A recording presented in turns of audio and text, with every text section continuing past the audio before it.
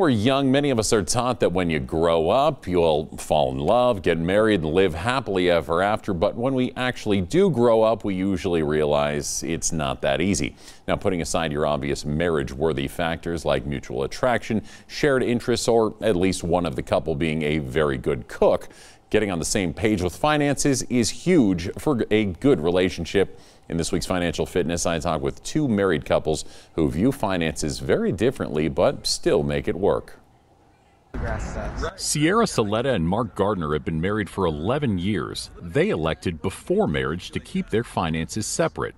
We've literally never had a fight about money, ever. Talia Garefa Truckenbrode and Mike Truckenbrode are newlyweds but have been together for about a decade. They've gone a different route and share the majority of their finances in a joint account. Yeah, we've never had a fight about it. No. With no controversy in sight, I had to find out how they came to these important decisions. Money tends to be a point of contention for most couples, and we really didn't want that. And so we kind of made a joint decision that we were going to keep all of our finances separate and just see how that worked for us. And you know, almost 11 years later, it's still working very well. Like, we've always just viewed it as a team effort.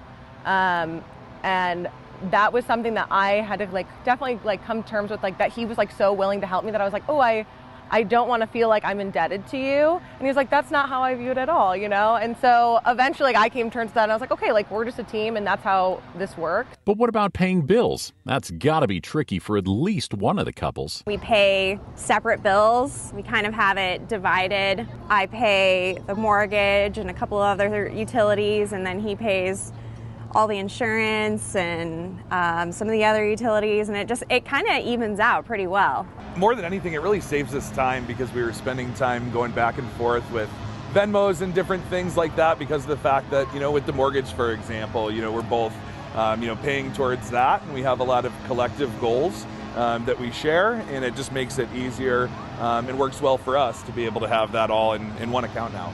Both couples also have their individual purchases checked off as well. We want to feel like we can still buy things that we want to buy. Right, rather than asking for permission when we're talking about major expenses that we might individually want to take on. It's more just a conversation that you'd kind of just naturally have with your best friend. Yeah. If I want to go buy a new handbag, I don't have to ask permission. And vice versa. He wants to go buy a new snowboard, great. And the big time expensive individual purchases? Well, not much different. I'm considering buying a vehicle for my business, and I've been chatting with Mark about that. But ultimately, it's going to be my purchase, so it's not really going to affect him, but I want his input on it. We talk about it in a fun way where it's not I don't think that you should get that or whatever. It's brought to the table with an open mind. And just knowing that if we choose to take on a major purchase, that might be something that prevents us from taking on a major purchase later on that we might prioritize higher on the list. Yeah. Financial experts at Fidelity Investments say 20% of couples claim finances are their greatest challenge, so they suggest you be honest about how much money you're pulling in and consider a budget. But what's really the best way to go? Joint accounts or separating finances?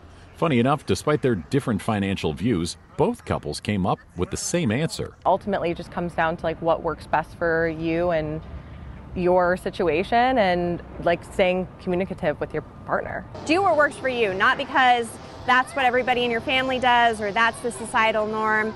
Do what works the best for the two of you, and everybody else can stay out of it. It's really none of their business anyway. In Boise, Matt Sizemore, Idaho News 6.